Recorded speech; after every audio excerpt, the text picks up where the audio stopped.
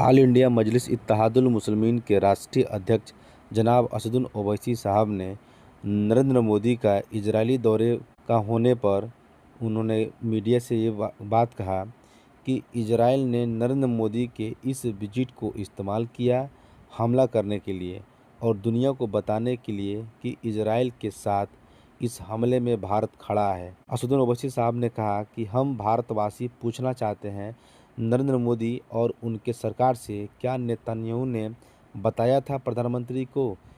अगर बताया तो निकल जाना चाहिए था, जिस तरह वाजपेयी ने सन 1979 में निकल गए थे। और अगर प्रधानमंत्री नरेंद्र मोदी को नहीं बताया गया तो इसका मतलब है इजराइल ने इस्तेमाल किया है प्रधानमंत्री का।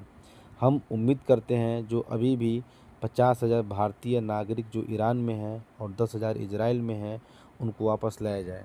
US and Israel attack major combat operation का अनाउंसमेंट ट्रंप ने किया है। ईरान के खिलाफ मिसाइल अटैक भी चल रहा है, उसको लेकर क्या करें? देखिए, सबसे बड़ी बात यह है कि देश के प्रधानमंत्री वजीर आजम का जो इजराइल का दौरा था वो बड़ा अनटाइमली था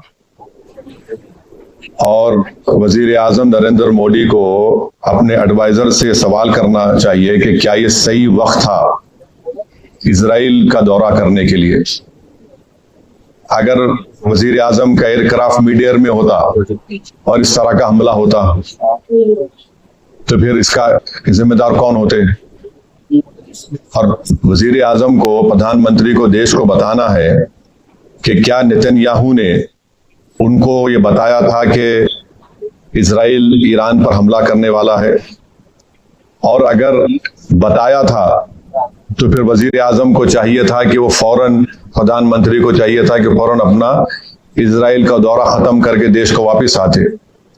मैं इसलिए कह रहा हूं कि अटल बिहारी वाजपेयी 1979 में चाइना गए थे और जब वियतनाम पर हमला हुआ अटल बिहारी वाजपेयी वापस आ गए देश को।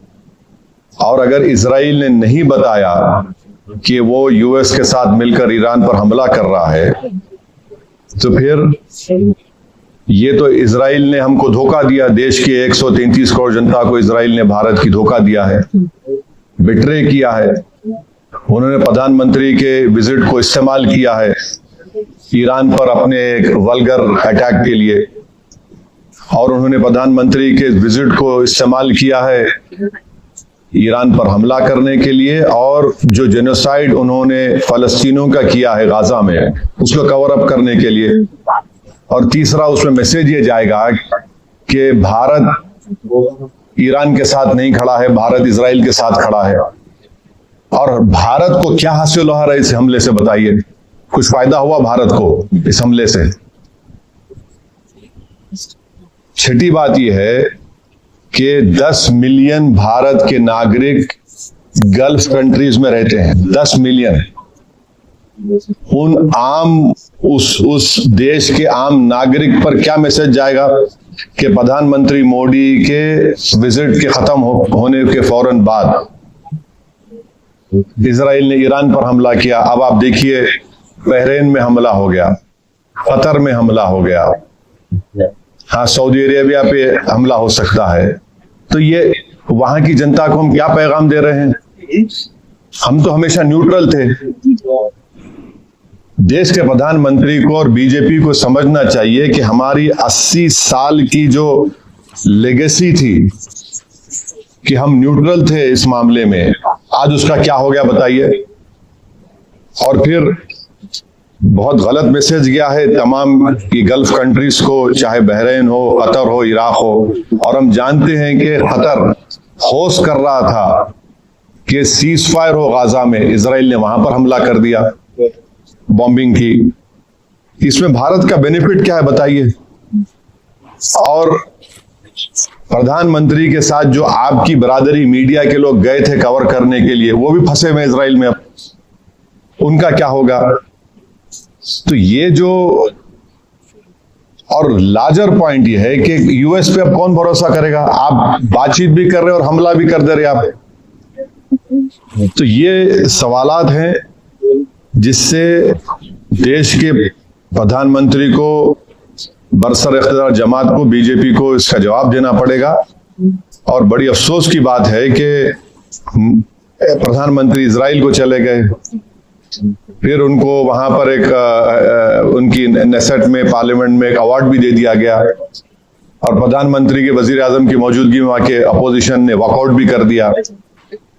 इजराइल ने नरेंद्र मोदी के इस विजिट को इस्तेमाल किया हमला करने के लिए और दुनिया को बताने के लिए कि भारत उनके साथ खड़ा हुआ है, बल्कि ये बेट्रेयल है। हम पूछना चाह रहे हैं बीजेपी और देश के प्रधानमंत्री और उनके सरकार से कि क्या नेतन्याहू ने हमको बताया था प्रधानमंत्री को? अगर बताया तो प्रधानमंत्री को निकल के आ जाना चाहिए, जिस तरह वाजपेयी ने किया था 79 में। और अगर नहीं बताया तो फिर इजराइल ने इस्तेमाल किया हम लोगों को। ये बड़ी तकलीफदेह बात है। तो ये मुझे अब तक इसी पर यही कहना है। हम उम्मीद करते हैं कि जो 50,000 अभी भी भारत के नागरिक ईरान में है और 10,000 इजराइल में है, उनको वापस लाया जाए। सिर्फ एडवाइजर इशू कर दिया आप बताइए, प्रधानमंत्री गए हैं वहां, 10,000 अभी भारत के नागरिक इजराइल में है, 50,000 अभी ईरान में है, 10 मिलियन पूरे जीसीसी कंट्रीज में है। किसको नुकसान होगा बताइए इससे? ये हमारे 10 मिलियन भारत के नागरिक अपने गाढ़े खून पसीने की कमाई भारत को भी जाते हैं फॉरेन एक्सचेंज के तौर पर। नेशनल इंटरेस्ट क्या सर्व हमारा बताइए प्रधानमंत्री के जाने के बाद? ये हमारे सवालात हैं। Thank you.